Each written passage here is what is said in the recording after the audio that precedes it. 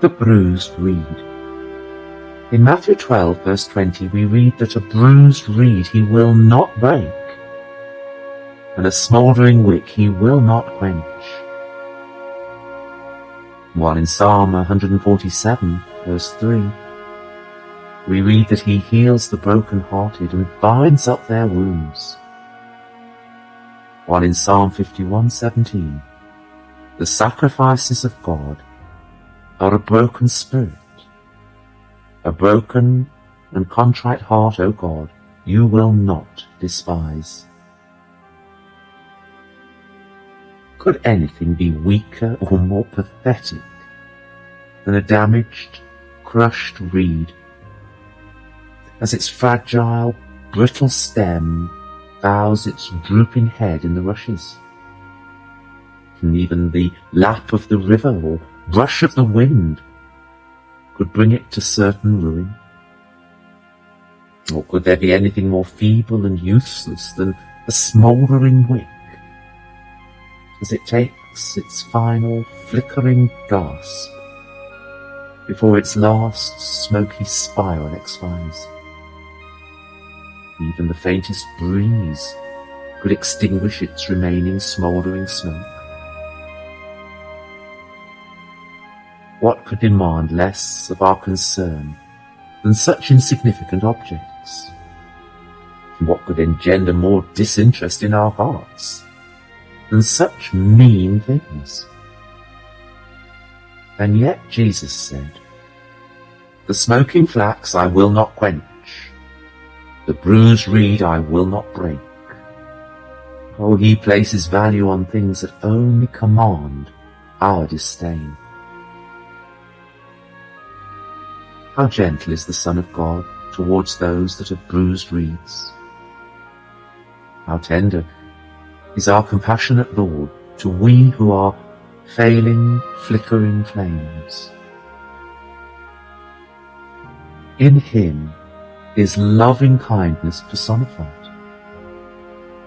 In him is the embodiment of compassion and mercy. Oh, we need never fear the harsh treatment from him, or anticipate his cruel disregard. We need not be concerned that he would reject us or ignore us. A strong, brusque man can trample on the tender sensitivity of others, and being devoid of gentleness can cause much pain. And a weak, fearful man can engender little confidence in the hurting, injured wick. And being bankrupt of strength leaves the bruised reed in a desolate limbo. Oh, but the Lord Jesus Christ possesses both strength and tenderness. He combines masculine power with feminine gentleness. He is strong and powerful, but he also has a profound understanding. He is competent and able, but he also displays a deep consideration. His actions towards the broken reed show a strong understanding. His actions towards the smouldering wick show an understanding strength. Strength and consideration are blended, not separate. Power and tenderness are commingled and harmonized, and thus he can truly say, "The smoking flax I will not quench, the bruised reed I will not break." There is no one like the Lord who can lift up the fallen and soothe the hurting. There is no one but him that can heal the distressed and the broken-hearted. He is the only one that can bind up the wounded spirit, and he is the only one that is able to comfort the rejected. He alone is able to understand the hurting soul. He was despised and rejected too. He was a man of sorrows and acquainted with grief. The Lord is he that dwells on high. He it is that sits on the right hand of the Almighty. Oh, he rides on the wings of the wind and stretches out the heavens like a curtain. He holds the stars in their courses and fixes limits on the ocean's tides. He is the Lord, the great and mighty God of the universe, and yet he is meek and lowly, pure of heart and gentle of spirit. He lifts the burden from the oppressed.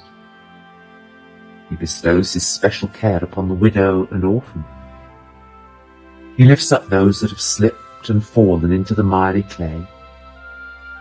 He offers sympathy to those that are sorrowful and distressed. He pours oil and wine into the bruised reed and the smouldering flax.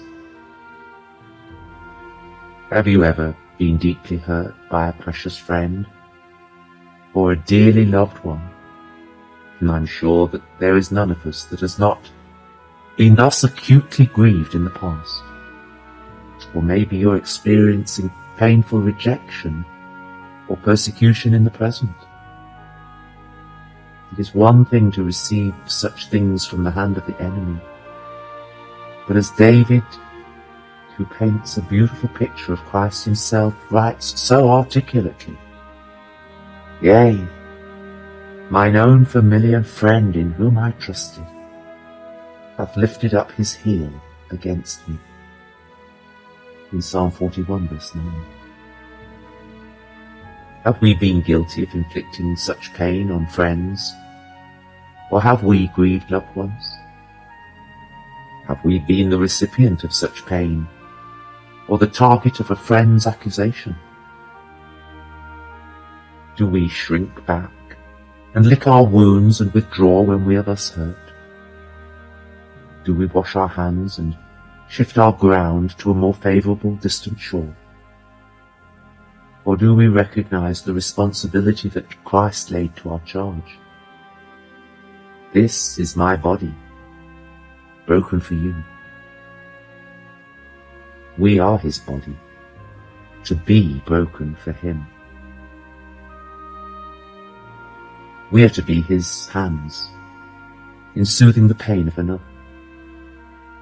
We are to be his feet that walk the second mile, the third mile, the fourth mile. We are to be his heart that loves unconditionally and forgives unreservedly.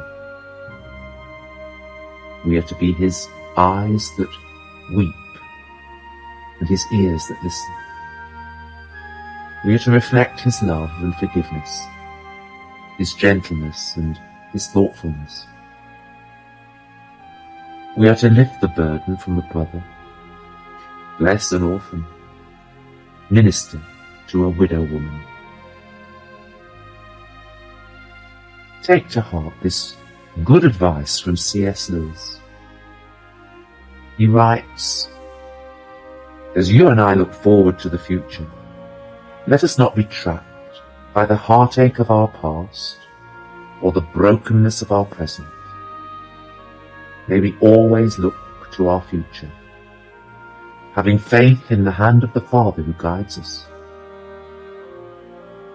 The next moment is as much beyond our grasp, and as much in God's care as that 100 years away. Care for the next minute is just as foolish as care for a day in the next 1,000 years.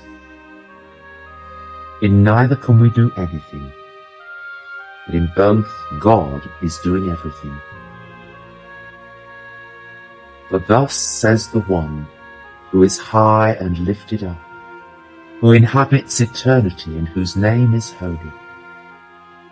I dwell in the high and holy place, and also with him who is of contrite and lowly spirit, to revive the spirit of the lonely, and to revive the heart of the contrite.